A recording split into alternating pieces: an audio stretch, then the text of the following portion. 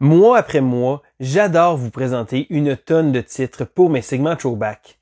Mais ce mois-ci, la liste est petite. L'école du jeu, en partenariat avec la boutique L'Imaginaire. Au-delà de vos attentes.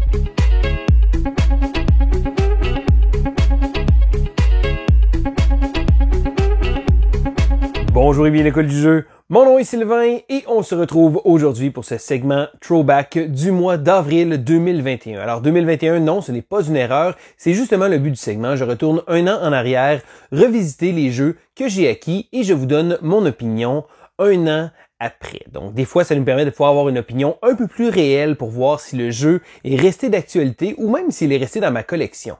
Et c'est un exercice que moi-même, j'apprécie beaucoup faire parce que ça me permet de pouvoir passer en revue exactement les jeux que j'ai joués, mais également ma consommation ludique. Donc, c'est d'ailleurs la raison pour laquelle le segment est un de mes favoris sur la chaîne. Et là, ce mois-ci, la liste va être courte. Je me base vraiment sur mes acquisitions de l'an passé et il faut croire que j'avais été très raisonnable. Mais habituellement, un mois très raisonnable dit que les mois d'après sont un peu moins.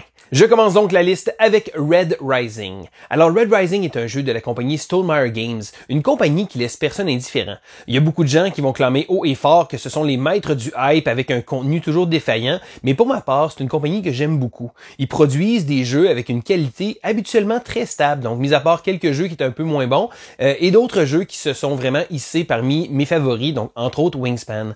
Mais chose qu'on peut pas leur nier, c'est qu'ils offrent des jeux avec une qualité de production vraiment géniale.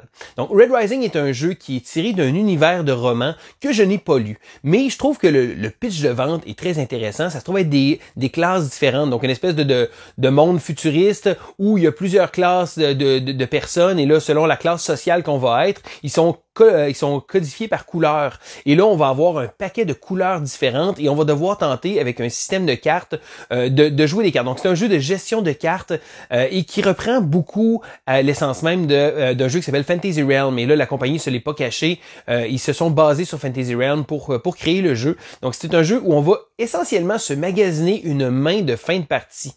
Ça peut sembler bizarre, mais tout le long de la partie, on va jouer des cartes et en récupérer. Et là, en faisant ça, on a différentes pistes qu'on va pouvoir utiliser.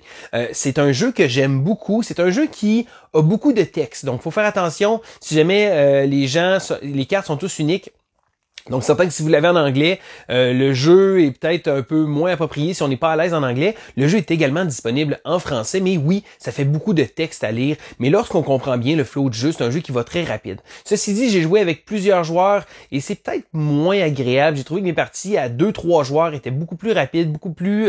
le tempo était vraiment meilleur. Le jeu en solo également est surprenant. Donc, c'est très intéressant de devoir essayer de trouver des combinaisons. Et bien entendu, étant donné qu'il y a une grosse pile de cartes, ça se pourrait qu'on réussisse pas à trouver les cartes qu'on veut, mais le jeu nous offre des bonnes combinaisons, du beau matériel. Bon, moi j'ai la version de luxe, mais même la version de base offre une belle qualité de production quand même. Donc Red Rising, un bon jeu qui sera pas nécessairement pour tout le monde, mais moi j'ai quand même bien apprécié mon expérience. Le prochain jeu que je veux vous parler, c'est After the Empire. Alors, After the Empire est un jeu qui est sorti de Kickstarter et par la suite de GameFound. Donc, c'est un jeu de défense de château où les joueurs, donc c'est un jeu compétitif, où les joueurs vont devoir défendre leur château contre les envahisseurs. Mais là, les joueurs ne s'attaqueront pas l'un et l'autre. C'est vraiment des envahisseurs qui vont attaquer chacun des châteaux. Le jeu est jumelé avec un système de placement d'ouvriers très intéressant. Donc, collection de ressources. On va essayer d'aller chercher des soldats pour pouvoir protéger notre château et éviter de se faire envahir. Donc, le jeu offre beaucoup d'éléments, mais on se le cachera pas, le visuel est vraiment prenant. Et ça, souvent, les gens vont parler de Kickstarter, et c'est vraiment ça. Donc, du beau matériel. Donc, les murs de château, là, on peut augmenter nos murs de bois pour des murs de pierre. Et là, le tout est fait avec des belles pièces de plastique, des miniatures qui sont très mini, donc ça, j'aurais peut-être pris des cubes quand même, mais c'est pas si pire que ça. Les cubes de ressources également sont vraiment géniaux, des cubes texturés qui donnent vraiment un beau look, mais le jeu n'est pas uniquement que du look. La preuve, le jeu est encore dans ma collection. Le jeu offre un contenu intéressant, donc c'est vraiment le fun, l'aspect de défense de château contre les envahisseurs. C'est un jeu qui est sorti beaucoup lorsque je l'ai reçu. Là, ça fait plusieurs mois que je l'ai pas sorti, mais le jeu est encore dans ma collection, ce qui témoigne du fait que c'est un jeu qui est pas juste flashy pour rien, donc c'est vraiment un jeu qui offre quand même des décisions intéressantes et que j'ai bien aimé. mais c'est certain que si c'était pas de la qualité du matériel, le jeu serait peut-être un peu moins tape à l'œil, peut-être un peu moins visuellement accrocheur, mais pour ma part, je l'aime beaucoup. Il y a d'ailleurs un mode solo qui devrait sortir très très bientôt. Il y avait une deuxième campagne sur GameFound, et j'attends d'avoir justement le petit pack de cartes qui va pouvoir me permettre de le jouer en solo. Le prochain jeu que je vais vous parler est un petit jeu qui s'appelle Skyjo. Lorsqu'on voit Skyjo, on pense immédiatement à un bon vieux jeu de cartes bien standard. Le jeu fait pas de flafla, c'est un jeu de cartes, donc des cartes numérotées qu'on va placer et on va avoir un tableau devant nous. Mais le jeu est tellement le fun pour une chose, c'est un jeu qui est accessible, c'est un jeu que les gens vont voir et là, il faut pas se le cacher. Si vous écoutez cette vidéo, c'est probablement que vous êtes déjà des fans, des mordus de jeux de société. Donc, la plupart des jeux qu'on va voir et on en voit beaucoup passer, mais il faut se rappeler que pour le commun des mortels, le jeu de société peut être intimidant, de voir un paquet de matériel, de voir un paquet de choses sur la table. Des fois, il y a des gens qui font comme je suis pas sûr, ça a l'air compliqué. Puis encore une fois, c'est pas contre les gens ne connaissent pas nécessairement ça. Donc c'est certain qu'il y a certains jeux qui ont l'air plus compliqués que d'autres, mais Skyjo a vraiment un petit côté de revenir, un petit côté d'accessibilité qu'on peut sortir dans un party de famille et le monde ne vous regardera pas croche en disant toi encore avec tes jeux compliqués.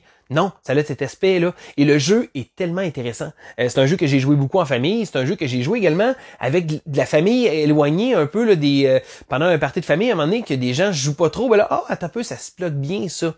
Donc, le but du jeu va être de manipuler une espèce de tableau de cartes qu'on va avoir. Le but, c'est d'avoir justement de réussir à faire des lignes avec différentes valeurs. Et je trouve que le jeu se joue tellement bien. Encore une fois, vous allez voir des images, vous allez dire, OK, mais ça a l'air tellement générique.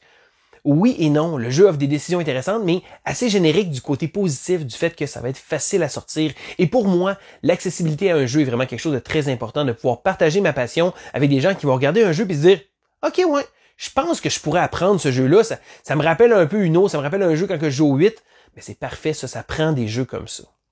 Donc Skyjo, vraiment un jeu que j'aime beaucoup, que je garde dans ma collection. Il y a également la version Skyjo Action qui rajoute une petite couche de cartes d'action. Je pense pas que ce soit vraiment nécessaire. Je pense que Skyjo à la base, c'est pour sa simplicité que je l'aime beaucoup. Et c'est un jeu qui va rester dans ma collection.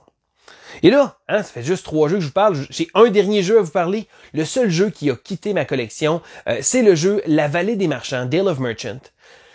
Dale of Merchant est un jeu qui avait une prémisse très intéressante, un deck builder avec des combines intéressantes à offrir, avec plusieurs personnages, alors plusieurs factions différentes. Chaque partie, on va jouer avec un nombre de factions différentes qui va varier le jeu. On a une espèce de marché et on doit fabriquer des étals, donc on doit quelques étals de même.